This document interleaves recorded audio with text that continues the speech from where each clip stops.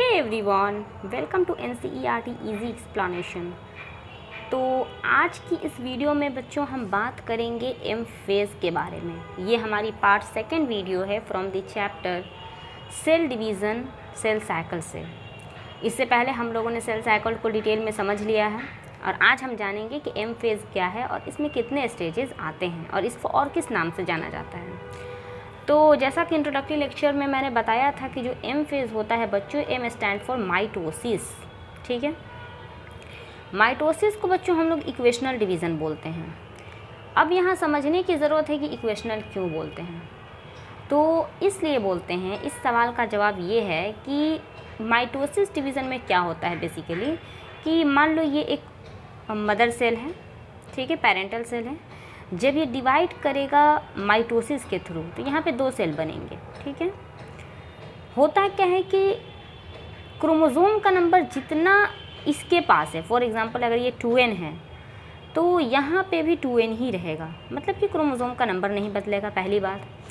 दूसरी बात ये है कि जिस तरह का इसका कैरेक्टर रहेगा सेम वही कैरेक्टर इसके अंदर भी रहेगा, यानी कि ये आइडेंटिकल रहेंगे। जो चीज़ इसके अंदर पाई जाएगी वही खूबी इन दोनों सेल के अंदर भी पाई जाएगी। ठीक है, तीसरी बात क्या होगी कि इक्वली डिवाइड करेगा, नाम ही है इक्वेशनल, इक्वल से बना है इक्वेशनल। ठीक है, तो ये इस वजह से माइटोसिस डिवीज़न को हम लोग इक्वेशनल डिवीज़न कहते हैं। समझ में आ गया। अब दो वर्ड हैं जिसको समझने की ज़रूरत है, एक होता है कैरियोकाइनेसिस, एक होता है साइटोकाइनेसिस। क्या फ़र्क है दोनों में?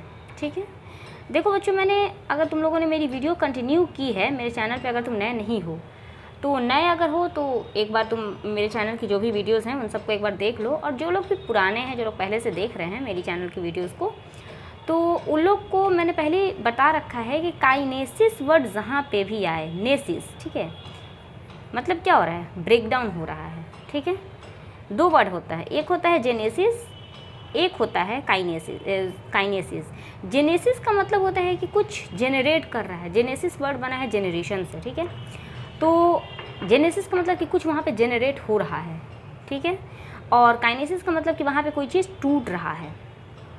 देखो किस वर्ड के आगे लगा हुआ है काइनेसिस, कैरियो। कैरियो का मतलब मैंने पहले ही बता रखा है कि न्यूक्लियस होता है। Cairo related with nucleus, nucleus के लिए कैरियो वर्ड आता है। ठीक है, तो न्यूक्लियस के आगे अगर नेसिस लगा है, इसका मतलब ये हुआ कि न्यूक्लियस का ब्रेकडाउन जो होगा, न्यूक्लियस का जो डिवीज़न होगा उसको हम लोग कैरियोकाइनेसिस बोलेंगे। दूसरा है साइटोकाइनेसिस। ठीक है, दिस वन इज़ किस वर्ड के आगे लगा हुआ है, साइटो। ये भी बात मैंने पहले ही बता रखा है। साइटो का मतलब क्या होता है, रिलेटेड विथ सेल। ठीक है, सेल से रिलेटेड कोई भी चीज़ रहेगी तो दैट इज़ कॉल्ड साइटो। तो साइटो सेल के आगे लगा हुआ है काइनेसिस का मतलब कि सेल डिवाइड करेगा। ठीक है, सेल में बेसिकली न्यूक्लियस तो डिवाइड कर चुका है, तो अब बचा क्या, साइटोप्लाज्म बचा, यानी कि साइटोप्लाज्म का डिवीज़न जो होगा that is called cytokinesis. I hope समझ में आ गया होगा। तो देखो इसमें एक बार हम लोग रफली देख लेते हैं इस पैरे को कि ये जो एम फेज़ होता है ये बहुत ज़्यादा मोस्ट ड्रामेटिक फेज़ होता है सेल साइकिल का। क्यों होता है? क्योंकि इसमें बहुत सारे मेजर रीऑर्गेनाइजेशन होते हैं सेल के अंदर। ठीक है, जो नंबर ऑफ क्रोमोसोम होता है पेरेंट में और प्रोजेनी में वो सेम होता है। वही चीज़ देखो मैंने अभी बताया कि अगर यहाँ पे 2n है तो वहाँ भी 2n रहेगा, सेम है, इसलिए इसको हम लोग इक्वेशनल डिवीज़न कहते हैं। क्लियर। और कन्वीनियंस जो माइटोसिस होता है वो हम लोग बेसिकली 4 स्टेजेस में डिवाइड करते हैं, जिसमें जो कि बेसिकली हम लोग कैरियोकाइनेसिस की बात करेंगे। ठीक है, इसमें क्या होता है कि कैरियोकाइनेसिस में 4 स्टेजेस आते हैं, जिसमें प्रोफेज, मेटाफेज, एनाफेज और टीलोफेज 4 स्टेजेस आते हैं। तो अब ये चारों स्टेजेस के बारे में हम लोग 1 बाय 1 डिटेल में समझेंगे। चलो एक एक करके चारों को समझते हैं। सबसे पहले तो हमारा यहाँ पे दिया हुआ है प्रोफेज। प्रोफेज का मतलब क्या है, प्रो मतलब कि पहले, और फेज यानी कि न्यूक्लियस के डिवीज़न से पहले का जो फेज़ होगा डैट इज़ कॉल्ड प्रोफेज। ठीक है, नाम ही से क्लियर है। इसमें क्या होता है ना बच्चों, ये इसके दो इम्पॉर्टेंट पॉइंट है कि जो क्रोमोसोमल मटेरियल होता है वो कंडेंस करता है। चारों फेज़ को मैं एक बार रफली आपको बता देती हूँ कि प्रोफेज में क्या होता है कि हम लोग बात कहाँ कर रहे हैं, न्यूक्लियर, ये मान लो सेल है, सेल के अंदर ये न्यूक्लियस है। जब तक सेल डिवाइड नहीं किया है, ठीक है, अभी वो नॉर्मल कंडीशन में है, तो इस न्यूक्लियस के अंदर तुमको पता है क्या रहेगा, न्यूक्लियस के अंदर बेसिकली क्या प्रेजेंट होता है, क्रोमोसोम। लेकिन जब कोई सेल डिवाइड नहीं कर रहा है यानी कि वो रेस्टिंग स्टेज में है, तो वैसे कंडीशन में क्या होता है कि जो क्रोमोसोम क्रोमोसोम में क्या है, डीएनए। डीएनए किस चीज़ का बना है, क्रोमैटिड मटेरियल का। जो क्रोमैटिन मटेरियल होता है उस डीएनए के अंदर इस तरह से फैले रहते हैं, मतलब कि कंडेंस फॉर्म में नहीं रहेंगे, फैले रहेंगे, ठीक है। फॉर एग्जांपल अगर टीचर्स नहीं आए हैं, ठीक है, तुम ऐसे समझो कि जब तक टीचर्स नहीं रहते हैं तब तक क्लास के बच्चे एक जगह नहीं रहेंगे, वो वेल मैनर्ड में नहीं रहेंगे। वो कोई बेंच पे बैठा है तो कोई बेंच के ऊपर बैठा रहता है, कोई क्लास के बाहर है, कोई क्लास के अंदर है।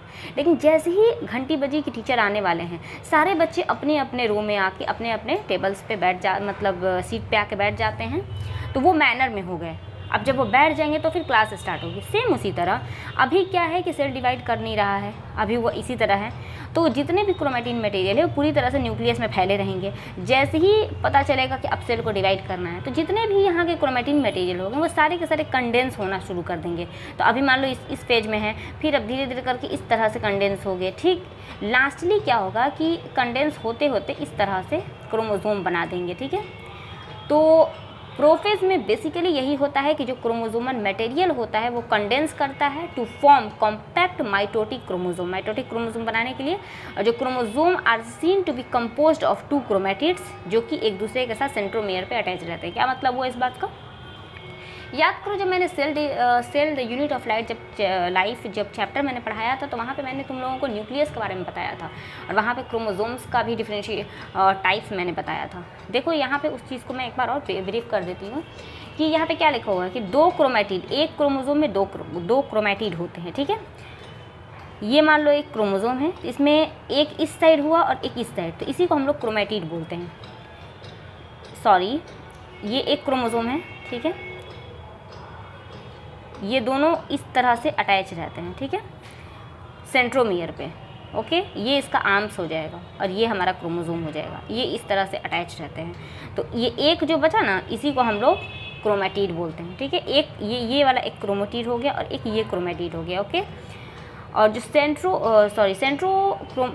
सेंट्रोजोम जो होता है which had undergo duplication, interphase में क्या होता है, सेंट्रोमियर। याद करो जब मैंने इससे पहले वाली वीडियो पढ़ाई थी, यानी कि सेल साइकिल जब मैंने बताया था, तो वहाँ पे मैंने इंटरफेज में बताया था कि 3 फेजेस आते हैं, G1, S और G2। तो जो एस फेज था, एस फेज में मैंने 2 चीज़ें बताई थी कि न्यूक्लियस के अंदर डीएनए का रिप्लिकेशन होता है एन फेज में, और इसको हम लोग इसलिए सिंथेटिक फेज भी बोलते हैं एस फेज को। और इन केस ऑफ साइटोप्लाज्म यहाँ पे सेंट्रोमियर का यानी कि सेंट्रोजोम का डिप्लिकेशन होता है, ठीक है। तो ये चीज़ पहले ही हो चुका है। अब क्या होता है कि दोनों ही क्रोमोसोम जो अपोजिट पोल पे, ये जो सेंट्रोमियर होता है, मूव करते हैं अपोजिट पोल पे। ईच सेंट्रोमियर यानी कि एक यहाँ पे सेंट्रोमियर है, एक यहाँ पे सेंट्रोमियर है, वो रेडिएट करता है माइक्रोट्यूब्यूल्स ईस्टर के फॉर्म में, और जो 2 ईस्टर होते हैं वो स्पाइंडल फाइबर निकालते हैं और माइटोटिक एपरेटस से, ठीक है। तो सिंपल बस इतना ही समझो कि प्रोफेज में जो भी मतलब क्रोमोसोम होते हैं वो कंडेंस होना स्टार्ट कर देते हैं, यानी कि न्यूक्लियर मटेरियल जो होता है वो कंडेंस करते हैं। Cell at the end of prophase के एंड में क्या होता है कि when view under the microscope, जब हम लोग माइक्रोस्कोप में देखते हैं तो डोंट शो गोल्जी एपरेटस, इसमें गोल्जी एपरेटस नहीं दिखता है, एंडोप्लाज्मिक रेटिकुलम नहीं दिखता है, न्यूक्लियोलस नहीं दिखता है, न्यूक्लियर एनवेलप नहीं दिखता है। यानी कि जैसे ही आप प्रोफेज के एंड में देखोगे माइक्रोस्कोप में तो ये सारी चीज़ें नहीं दिखेंगी, ठीक है। ये हमारा 2 स्टेज है, प्रोफेज फर्स्ट है एंड प्रोफेज अर्ली प्रोफेज है, और ये हमारा लेट प्रोफेज है। अर्ली प्रोफेज में ये देखो क्रोमैटिड है ना, इस तरह से फैला हुआ है, लेकिन यहाँ पे देखो फुल्ली फॉर्म यहाँ पे क्रोमोसोम बन चुका है, ठीक है। सेकेंड जो हमारा स्टेज रहेगा वो है हमारा मेटाफेज। मेटाफेज में क्या होता है, चलो एक बार पहले टेक्स्ट देखते हैं। The complete disintegration of the nuclear envelope mark the start of the second phase of mitosis, hence chromosome are spread through the cytoplasm of the cell. By this stage, इस स्टेज में क्या होता है कि condensation of chromosome is completed, chromosome का जो condensation होता है वो कंप्लीट हो चुका होता है। They can be observe clearly under microscope, हम लोग इसको माइक्रोस्कोप में आसानी से देख सकते हैं। And is the stage eight which morphology of the chromosome is most easily study, यानी कि अगर ये वो स्टेज है मेटाफेज, जिसमें क्रोमोसोम की स्टडी हम लोग इजीली कर सकते हैं। देखो प्रोफेज में क्या हो रहा था कि कंडेंसेशन ऑफ न्यूक्लियर मटेरियल हो रहा था, लेकिन जैसे ही मेटाफेज आएगा पूरी तरह से वो कंप्लीट हो चुका रहेगा। यानी कि आप क्रोमोसोम देखो यहाँ पे दिख रहा है ना, तो सेम वही चीज़ यहाँ पे ही आपको दिखने लगेगा। मेटाफेज है, देखो यहाँ पे दिखने लगा, तो वही चीज़ यहाँ पे लिखा हुआ है कि अगर हम लोग को पूरी तरह से एक तो क्रोमोसोम दिखने लगेगा, फिर उसका मॉर्फोलॉजी अगर हम लोग को क्रोमोसोम की स्टडी करनी है तो वो इसी स्टेज में किया जाता है। यानी कि जब भी हम लोग क्रोमोसोम की माइक्रोस्कोप स्टडी हम लोग करते हैं तो वो मेटाफेज स्टेज में ही कर सकते हैं। एट दिस स्टेज, इस स्टेज में क्या होता है कि metaphase chromosome is made up of 2 sister chromatids. यानी कि मेटाफेज स्टेज में जो क्रोमोसोम होते हैं, तो जो क्रोमोसोम होते हैं उसके अंदर 2 सिस्टर क्रोमैटिड्स पाए जाते हैं, which are held together by the centromere. Centromere पे चलो जो अटैच रहते हैं, ठीक है। स्मॉल डिस्क शेपेड स्ट्रक्चर जिसको हम लोग जो प्रेजेंट होता है the surface of the centromere, जिसको हम लोग काइनेटोकोर बोलते हैं। This structure serve as the site of the attachment of the spindle fibre, जो कि स्पिंडल फाइबर बनाता है to the chromosome that are moved to a position or at the center of the cell. Hence metaphase is characterized by the all chromosome coming to lie at the equator with an chromatid of the each chromosome, जो कि connect करता है it's kinetochore पे to the spindle fibre से। कहाँ पे spindle fibre कहाँ से निकला है, तो वो याद करो, वो दोनों अपोजिट पोल पे चला गया था, वहाँ से स्पिंडल फाइबर आ रहा था। And its sister chromatid connected by the kinetochore to the spindle fiber from the opposite pole. The plane of alignment of the chromosome at the metaphase is referred to as the metaphagic plate.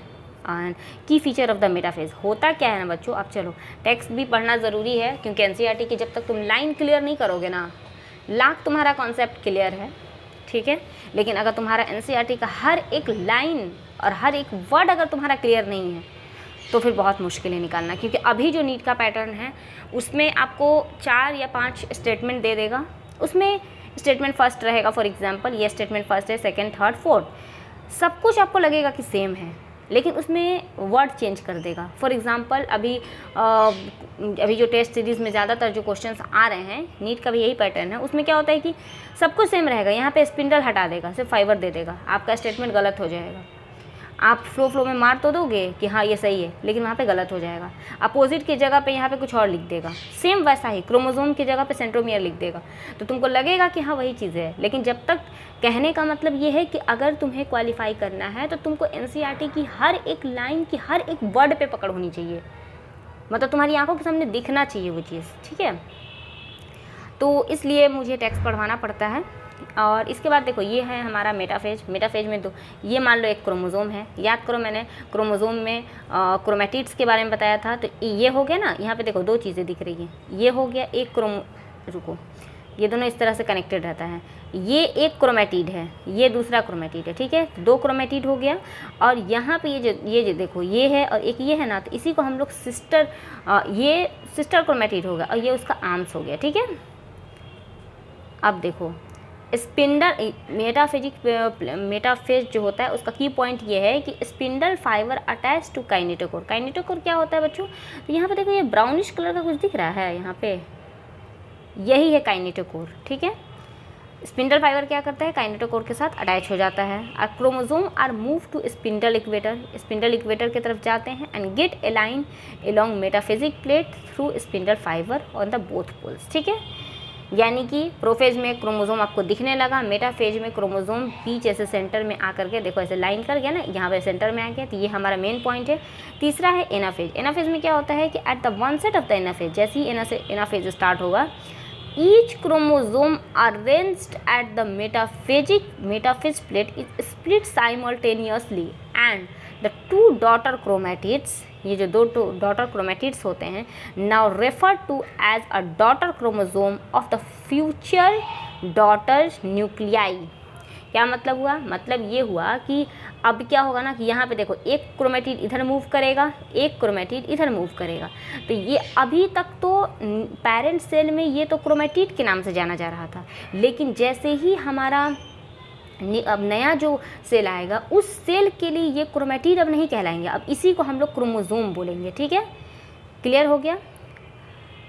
और now refer to as the daughter chromosome of the future daughter nuclei. उसके बाद में as each chromosome, जितने भी chromosome होते हैं, move away from the equator plate, the centromere of each chromosome remain directed towards the pole and hence at the leading edge with arm of the chromosome trending behind. क्या मतलब हुआ? मतलब ये हुआ कि मान लो ये एक हमारा क्रोमोसोम है, ठीक है, ये हमारा एक क्रोमोसोम है, ये यहाँ पे इस तरह से अटैच्ड है, ठीक है। हुआ क्या कि अभी तक तो ये एक सिस्टर क्रोमेटिड हो गया और एक ये सिस्टर क्रोमेटिड हो गया, लेकिन ये हमारे पेरेंट सेल के लिए हुआ। लेकिन जब ये डिवाइड करेगा तो देखो बच्चों, ये चीज़ यहाँ पे ध्यान से समझने की ज़रूरत है। ये इस तरह से हो गया और ये एक इस तरह से हो गया। अब देखो ध्यान से, ये हो गया और ये हो गया। तो जब सेल डिवाइड कर रहा है तो ये इस तरफ से जाएगा ना, इधर जाएगा, ये एक इधर पोल की तरफ जाएगा और एक इधर पोल की तरफ जाएगा। तो वही बोल रहा है कि जो हमारा सेंट्रोमियर होगा वो पोल की तरफ होगा और इसके जो दोनों आर्म्स रहेंगे वो हमारा पीछे की साइड में यानी कि सेंटर की तरफ रहेगा। वही चीज़ यहाँ पे देखो मेंशन किया हुआ है। Third anaphase stage is characterized by. Anaphase stage का क्या इंपॉर्टेंट फीचर है? तो इसका फीचर ये है कि सेंट्रोमियर स्प्लिट, सेंट्रोमियर टूट जाता है, जो क्रोमेटिड्स होते हैं वो सेपरेट हो जाते हैं और जो क्रोमेटिड्स होते हैं मूव करते हैं अपोजिट पोल की तरफ। क्लियर? वही देखो यहाँ पे मूव कर रहा है ना, एक इधर मूव कर रहा है, एक इधर मूव कर रहा है, सेंट्रोमियर टूट चुका है। ये हमारा जो सिस्टर क्रोमेटिड्स था फाइनली वो हमारा जो फ्यूचर सेल आएगा उसके लिए ये अलग से एक क्रोमोसोम बन जाएगा, ठीक है। अब क्या हो रहा है कि लास्ट में हमारा टीलोफेज है। तो टीलोफेज में क्या होता है ना कि at the beginning of the final stage of the karyokinesis, यानी कि कैरियोकाइनेसिस अब जब शुरू होने वाला है, यानी कि टीलोफेज जो होता है ना तो उसी को हम लोग कैरियोकाइनेसिस वहीं से शुरू होता है। जो chromosome that have reach their respective pole decondense and lose their individuality, यानी कि अब देखो पहले फिगर को समझो।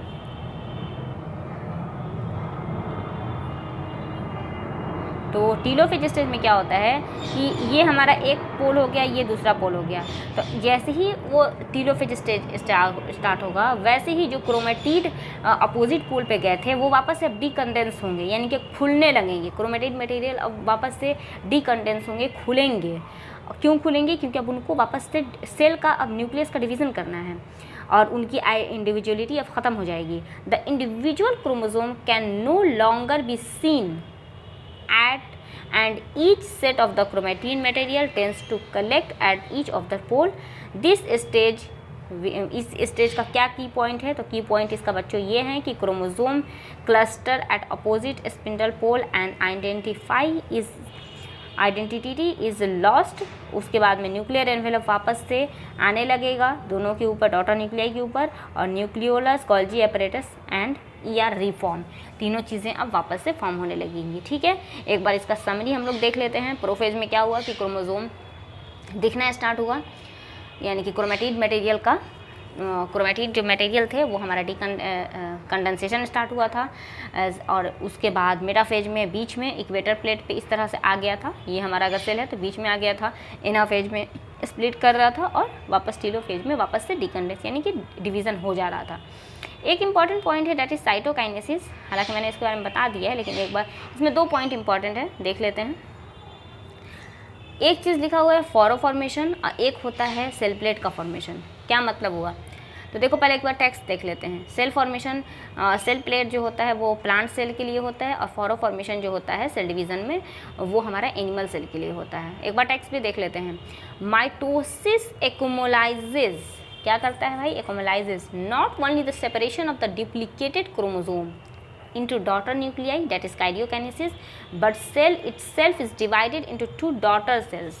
क्या होता है कि जो माइटोसिस है बच्चों उसमें सिर्फ और सिर्फ क्रोमोसोम का डिप्लीकेशन नहीं होता है, यानी कि सिर्फ और सिर्फ कैरियोकाइनेसिस नहीं होता बल्कि उसके अंदर साइटोकाइनेसिस भी होता है। जाहिर सी बात है, ये एक हमारा सेल है, इसमें एक न्यूक्लियस था, अब न्यूक्लियस डिवाइड कर चुका है, यानी कि दो न्यूक्लियस हमारा बन चुका है, एक ये और एक ये। तो अब एक ही सेल में दो न्यूक्लियस क्या करेगा? किसी भी घर में एक गार्जियन होता है कि पूरा का पूरा घर ही गार्जियन रहेगा, तो वैसे नहीं होता है। तो अब एक ही सेल है उसके अंदर दो न्यूक्लियस हैं, तो जैसे ही दो न्यूक्लियस हमारा आ जाएगा वैसे ही अब उसको डिवीज़न करना स्टार्ट हो जाएगा। अब साइटोप्लाज्म को भी डिवाइड करना पड़ेगा, तो वही ये फेज है, यानी दैट इज साइटोकाइनेसिस, ठीक है। अब क्या होता है इसमें कि division of the daughter cell by the separation of the cytoplasm, जिसको हम लोग साइटोकाइनेसिस कहते हैं at the end of the cell division, ठीक है। इन एनिमल सेल में क्या होता है, this is achieved by the appearance of furrow in the plasma membrane, यानी कि प्लाज्मा मेम्ब्रेन में फॉरो बनता है। क्या मतलब है इसका, मतलब ये हुआ कि ये मान लो एक सेल है, एनिमल सेल है, इसके अंदर जब डिवीज़न होगा तो इस तरह से होगा, यानी कि बाहर से अंदर की तरफ, ये अगर न्यूक्लियस है तो बाहर से अंदर की तरफ देखो एक फॉरो, एक धसाव टाइप का बन रहा है, इसी चीज़ को हम लोग फॉरो बोलते हैं, यही हमारा फॉरो फॉर्मेशन है। और in case of plant cell क्या होता है, मान लो अगर ये एक प्लांट सेल है तो इसके अंदर क्या होगा कि बीच में इस तरह से कुछ बनेगा, ऐसे प्लेट लेग, और फिर वो आगे की तरफ जाएगा, ठीक है। तो अगर ऐसा बन रहा है तो वो प्लांट सेल में बनेगा, और अगर इस तरह का बन रहा है तो वो हमारा एनिमल सेल में बनेगा, ठीक है। The furrow gradually deepens and ultimately join to the center, dividing the cell cytoplasm into two. और जो plant cell होता है उसमें क्या होता है कि are enclosed by relatively inextensible cell wall, therefore they undergo cytokinesis by a different mechanism. Plant cell में क्या होता है कि cell wall formation start in the center of the cell, यानी कि वही चीज़ देखो लिखा हुआ है कि center of the cell से start होता है और वो outward जाता है और meet कर जाता है बाहर में lateral wall से, and the formation of the new cell wall begins with the formation of the simple precursor, ठीक है, जिसको हम लोग सेल प्लेट बोलते हैं। यानी कि समझ में आ गया होगा आई होप। इसके बाद क्या होता है कि that represent the middle lamella between the wall of the two adjacent at the time of cytoplasmic division. जब साइटोप्लाज्म का डिवीजन हो रहा होता है तो जो ऑर्गेनेल्स होते हैं जैसे कि माइटोकॉन्ड्रिया, प्लास्टिड, डिस्ट्रीब्यूट जो होता है, हमारे दो सेल है ना, जैसे पेरेंट सेल में माइटोकॉन्ड्रिया, साइटोप्लाज्म जो भी चीज़ें रहेंगी वो हर एक चीज़ दो भाग में डिवाइड हो जाती है। और उसी तरह जो karyokinesis is not the followed by the cytokinesis at the result of the which multinucleated condition arises leading to the formation of the syncytial. जैसे कि क्या होता है कि कोई सेल ऐसा होता है जिसके अंदर मोर देन वन न्यूक्लियस पाया जाता है, ठीक है, तो उसको हम लोग सिंसाइशियल कंडीशन बोलते हैं। वो आगे चल कर आपको पढ़ना है, बस इतना ही जान लो। और तो this is all about M phase. मिलते हैं अगले वीडियो में, that is going to be significance of the mitosis. Video अच्छी लगे तो like, share and subscribe. Thank you.